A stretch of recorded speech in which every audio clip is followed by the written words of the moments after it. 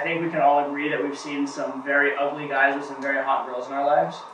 And where does that come from? It comes from the fact that women are evaluating more on status and more on experience than on the physical. Okay, so yes, they are evaluating the physical. Yes, I'm not going to deny that girls like six-pack abs. However, they're obviously evaluating more on experience and status as we look around us, right? That's why athletes get laid. I mean, obviously athletes have good bodies generally, but they also have the status, the fame. That's why like skinny little rock stars get laid, right? Why? Because they have the status, because they have hundreds of thousands of people like following them, telling them how cool they are, taking pictures of them, wanting to be with them, and girls respond to that. So, again, on the open, your job is not to necessarily be the world's hottest man, but it's to be conveying the symbols of status, the symbols of that you'll give a good experience to them, which is having a good vibe, being friendly, and then also coming off in such a way that you appear higher status as opposed to lower status. Right? Now, how do you come off higher status as opposed to lower status? There's a few ways. And mainly what you're doing here is what we call implied social proof. First of all, social proof is the idea that you are pre-selected by other women. For example, if you have a cute girl with you, and you say to a girl, hey, come here, I want to talk to you, she'll come over much more often than if you didn't have the hot girl with you. Okay, why? Because she feels safer, she feels like you're not hitting on her as much, but also because she feels like you're pre-selected. She feels like you're safe, right? She feels like someone else has already made the decision for her, so she doesn't have to think. And that's direct social proof when you have the girl on your arm, but there are ways of conveying social proof when you don't have the girl on your arm. Okay, here's how. Number one, talk loudly. Right? If you talk loudly, what does that say about you? Most guys, if they were to approach a girl in that situation, what would they do? They'd walk over quietly, like, hey, I'm sorry, I don't want to bother you, but I just thought you were cute, right? When you do that, what are you implying? When you speak quietly, you're implying you don't want anyone to know what you're doing, which by extension implies what you're doing is shady and creepy, right? If you don't want anyone to know what you're doing, you must be doing something wrong, right? And funny enough, the reason guys do it is to try and be nice to the girl. The reason guys do it is to be nice to themselves, their own ego, but also to be nice to the girl, to not make a scene. But if you say to her, I don't want to make a scene, you're saying what I'm doing is wrong. Contrast that to you just go like, hey, what's up? I thought you were fucking cute and I wanted to talk to you. You might want to avoid the fucking in a big public spot because someone might object to that. But I thought you were cute, I wanted to talk to you. Right? And you're saying in a nice, loud voice. The girl might feel some pressure on her. She might feel a little nervous, and that could be a good thing or a bad thing, actually. But the one thing she'll know is that you're comfortable with what you're doing and you don't think you're doing anything wrong. So, ironically, a lot of times that will make her more comfortable. Instead of trying not to make the scene, if you actually go in and say, it's fine that I'm making the scene, a lot of times she'll be more comfortable because she will accept your frame, she'll accept your energy and your vibe that this is okay. Alright? So that willingness to have eyes on you, that willingness to have people's pressure on, we call it social pressure on you, actually conveys a lot of status, and actually in a weird way actually will make people more comfortable with you rather than less. It's ironic, right? Major rule in game, anything you do to try not to be awkward will probably make it awkward, right? If you go in with that weak, like silent open or almost quiet open to try not to be awkward, that will make it super awkward. Instead of just going in and interrupting someone's conversation on the open, you kind of like lurk and hover and wait for a quiet, like wait for them to go quiet so you can jump in. Again, you're trying to make it not awkward, you're trying not to open at a bad moment, but most likely it will make it super awkward because it's conveying that you feel like it might be awkward, right? You almost want to be the guy that's oblivious. Now, we're going to talk about this in a little bit. We'll talk about social calibration and that stuff. You don't want to actually be oblivious. You want to be knowledgeable of her subjective experience. You want to know how to adjust things. But at a certain level, you do want to be oblivious. You want to almost be the guy that doesn't realize that there could be negative feedback. All right? Imagine, again, here's a good frame to take. If you were the prince of a country, if you were the prince, and you'd grown up, and anytime you wanted, like from the age of 5, you'd be like off with his head. And nobody would even question it. They just laugh like, he's being silly, yeah, go cut his head off. Right? If you were at that level of entitlement, you wouldn't judge yourself, you wouldn't hold anything back, you just fucking push it out there, right? You wouldn't worry about things being awkward, you would be extremely entitled. And you would never even think that there's negative feedback. You'd be this like spoiled little prince. If somebody said to like the prince, I love your shirt, it would never occur to him that they could mean your shirt is weird. He'd be like, Yes, peasant, my shirt is excellent, right?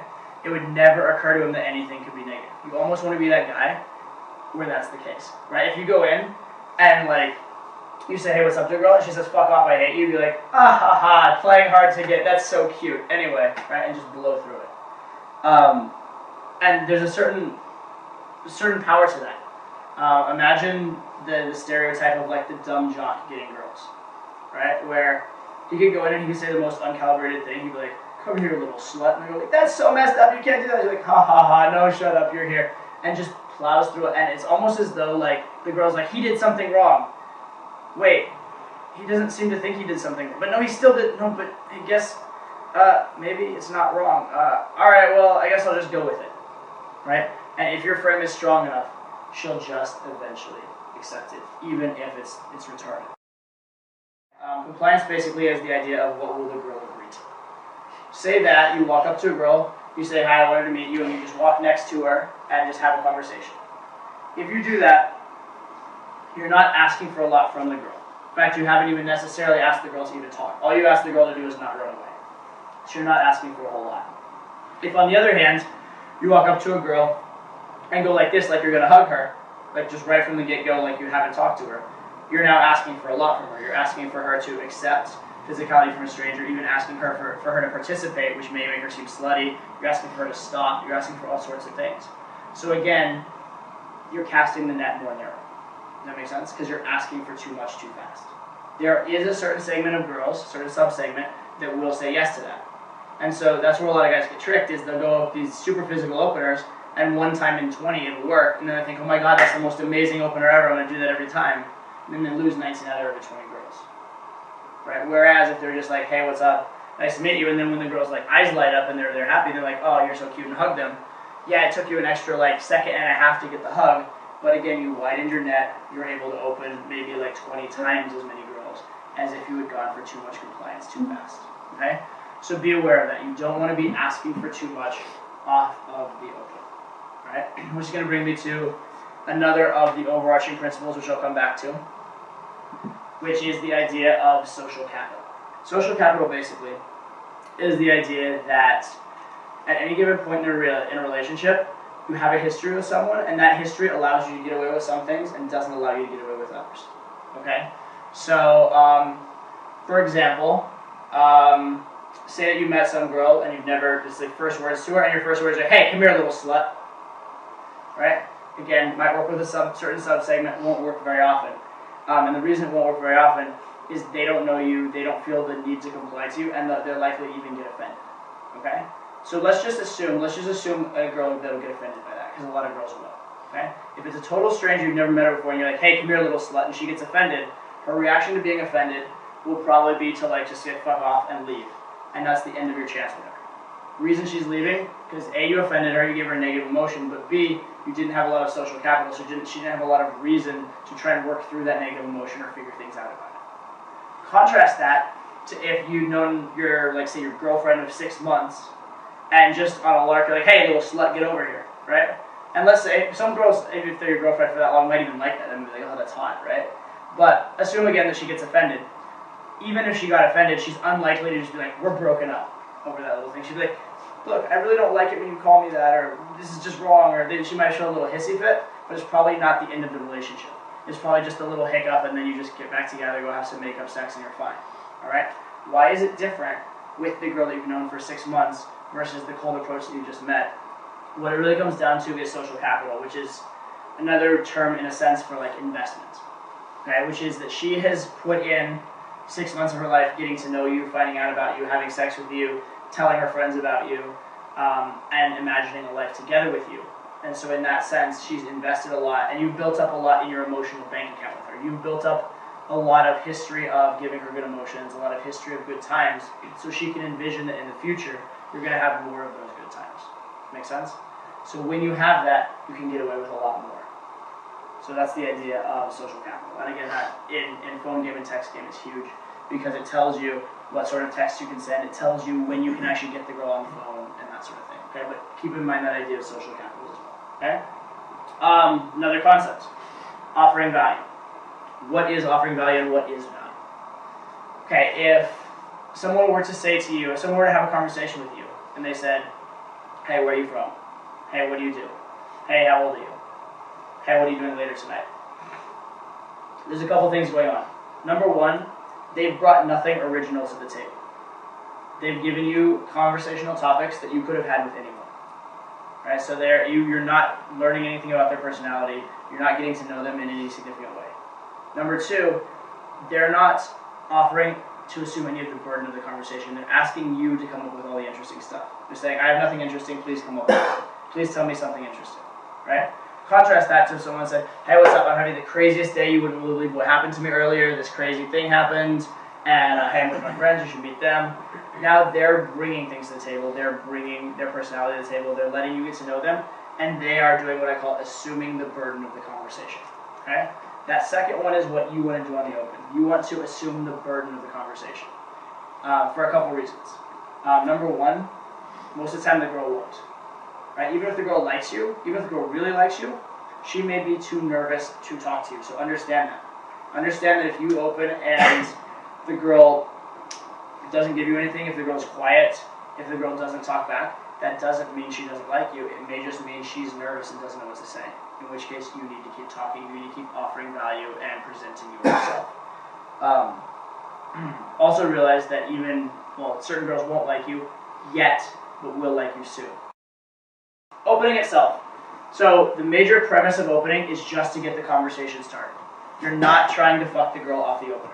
Right? Understand that even with the best opener ever, you still have to follow it up with good game. Also on the open, realize what you open with doesn't matter as much as what comes immediately after the opener. Right? Does not matter what you open with. You can open with I love you, you can open with I hate you can open with I like salad, you can open with fuck you can open with you're cute. Does not matter. What matters is you get their attention. When they look at you, you seem confident and congruent to the fact that you've opened and like there's nothing negative going on, you're not ashamed of anything going on. And then beyond that, maybe most important, that you're willing to keep talking after the opener if necessary. So that's the opener in a nutshell, kind of. Alright? Go in, strong, doesn't matter what you open with, anything can work as long as you make yourself a factor in her attention. You must get on her radar. If you open too weakly, it won't work. Right? I would much prefer that you go in and shock the girl and startle the girl and make her even like jump in the air and scream out of like, oh my god, what just happened? To not get a reaction. The worst reaction at an open ever is this.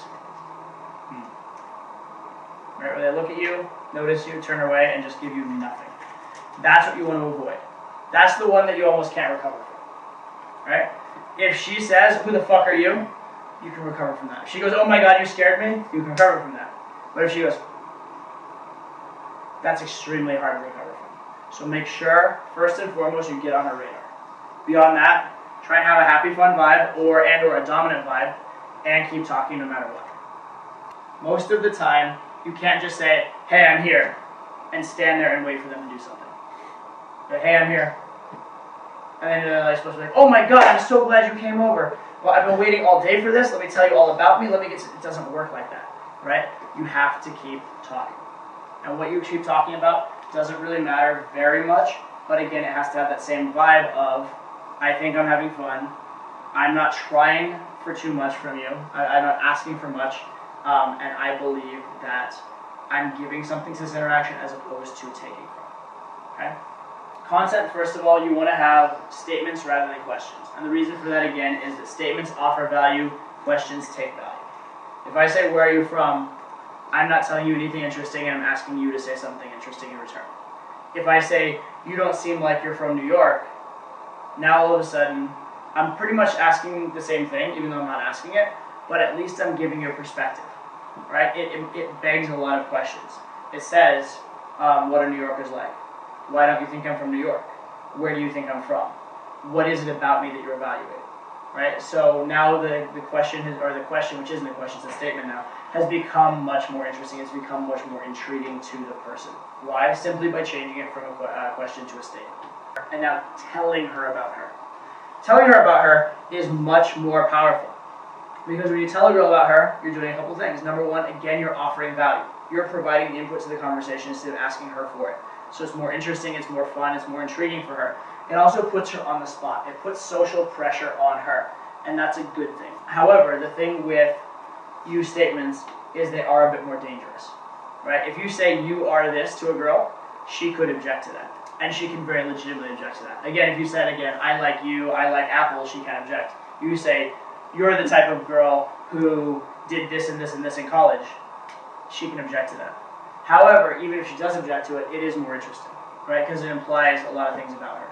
And the nice thing about it is if she accepts the frame, if she starts going along with the things you're saying about her, now you're getting into a realm where you are becoming the authority in her life. You're becoming the authority for interpreting the situation. And maybe even you're in a position where you're making her adjust the way she sees herself or the way she sees the situation. You're starting to control the frame. You're starting to actually not just be in the situation, but be controlling the situation, manipulating the situation, moving it somewhere. Which is the situation you want to be in. Again, if you say, I like apples, a girl's probably not going to shit test you. If you say to a girl, there's a little part of you that seems very innocent, but then there's this other part of you that thinks that just like you seem like a total troublemaker, I'm not sure if I can trust you. Now you're starting to like touch on emotional topics, you're starting to show intent.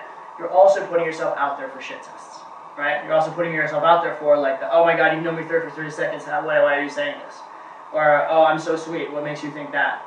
Or, oh, girl, oh, you don't even know, you couldn't handle me, right? All these different things, which are not the easiest to work through necessarily, especially when you're just starting out.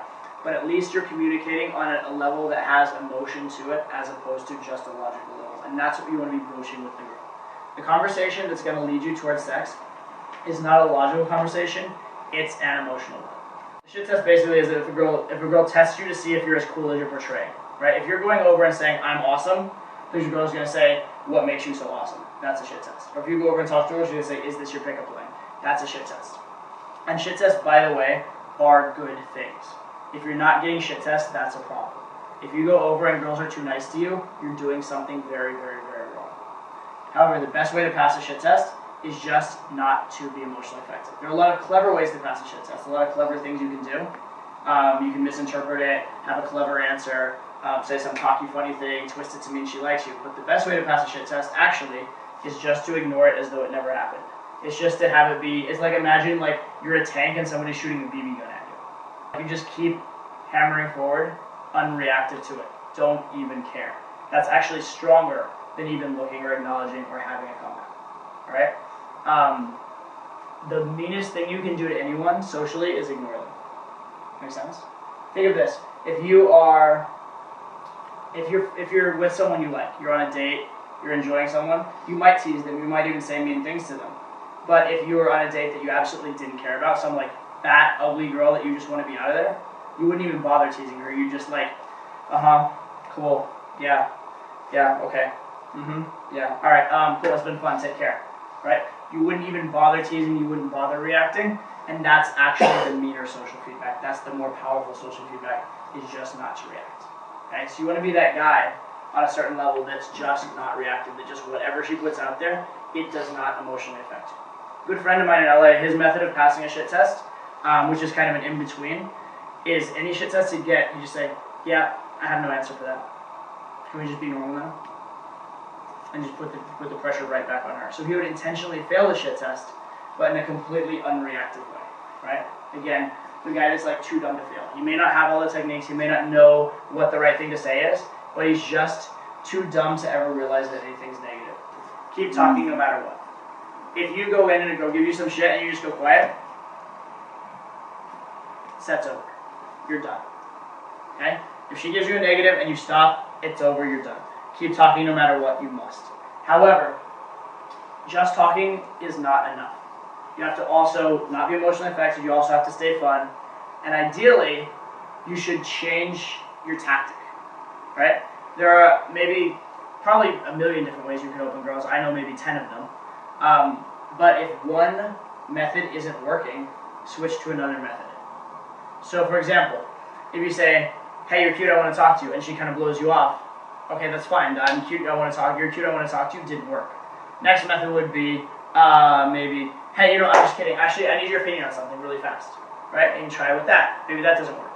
If that doesn't work, be like, you know what? That look, don't give me that look. No, not that one. Girl, no. Right? Maybe that'll work, right? Another one that might work would be a push-pull. Like, you know what I love about you?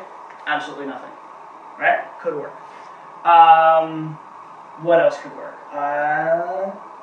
This could work. I hate you could work. You never know. There's a lot of different things that could work, okay? Another one that's funny that could work is if the girl's rejecting you, you can tell her to do whatever she's doing to reject you. You'd be like, yeah, that's right, girl, look away. Look away, don't make eye contact with me. Whatever you do, don't look at me. Yeah, look away, right?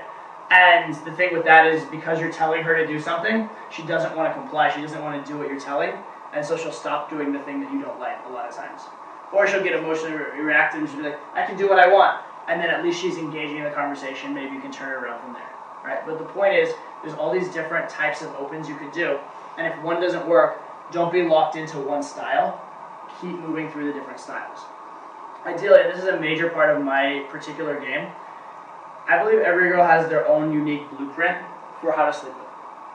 Some girls, you're going to need to do a lot of the talking, you need to carry the conversation, you need to be interesting for them, and that's what's going to work for them. Other girls will do what I call talking themselves into state. If you just give them on the right conversational topic and then sit back and listen and act like you care, or ideally really care, but at least act like you care, then they will just talk themselves into sex. In fact, a lot of the really smartest girls and like most independent girls, that's what you can do. You just get them talking on the right conversational topic and sit and listen and spend time with them, and then sex occurs. So that's another blueprint. Some girls like to be teased and flirted with. Some girls, you just gotta throw them up against the wall. So every girl is a little bit different. Every girl has her own blueprint. And you can try and do a one-size-fits-all approach. You can try and just say, this is who I am, and I'm putting it out there, and those who like it, and those who don't like it, won't like it.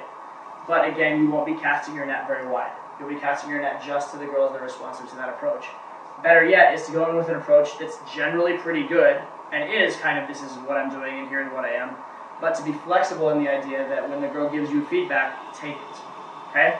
When a girl gives you feedback, that's a very, very valuable thing. The girls giving you feedback is essentially their way of saying, this is how to sleep with me, okay? Do you understand that? If you are talking to a girl, and she says, you're pretty touchy-feely, like you tend to be like, you're getting very physical with me, right? A lot of guys get very offended by that. A lot of guys are like, oh my god, no. And then they just completely stop touching the girl. They get totally in their head. They think, oh shit, I messed up. She doesn't like me now. This is never going to go well. That sort of thing. That's not the case. If she really didn't like you, she wouldn't say you're getting very touchy-feely. She would leave. Okay? The fact that you tried to escalate and she didn't leave is a good indicator. When she says you're getting very touchy-feely, what's she really saying? She's saying, this is in girl talk. I like you. I want to continue this. The fact that you're touching me so much is making me uncomfortable. If you keep touching me, I'm going to not feel okay with sleeping with you. I'd like to sleep with you, so please touch me less. Does that make sense? That's what she's actually saying to you when she says you're getting very touchy-feely. So what's the answer to that? The answer to that is, number one, don't back down in such a way that like you seem weak and like you're just submitting to everything she's saying, because girls don't usually respond to that. It's not strong. But at the same time, once you've, shown that you're non-reactive and that you don't care too much about what she said, once you've done that, actually listen to the good advice, which is don't touch her quite so much at that time, right? Chill out, relax, don't touch her for 5-10 minutes. You convey your intimacy in other ways, convey it through eye contact, convey it through your verbals, that sort of stuff, and then maybe you can touch her later.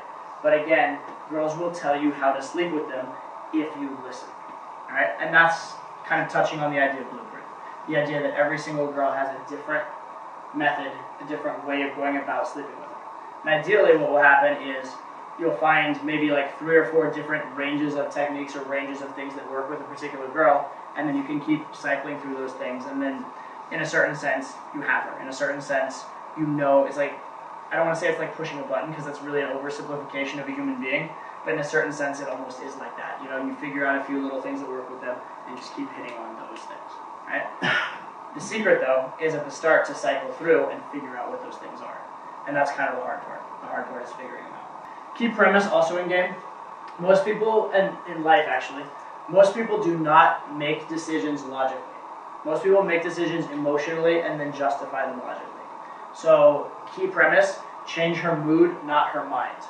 And whenever you're getting resistance from a girl, don't try and logically convince her. Be like, look, you really don't need to be resisting me because if you were to compare our resumes, I would tell you that I have these check boxes ticked, and I'm an acceptable and socially correct human being. I think your parents would approve of me. You're not going to win the argument that way. It's not a court case.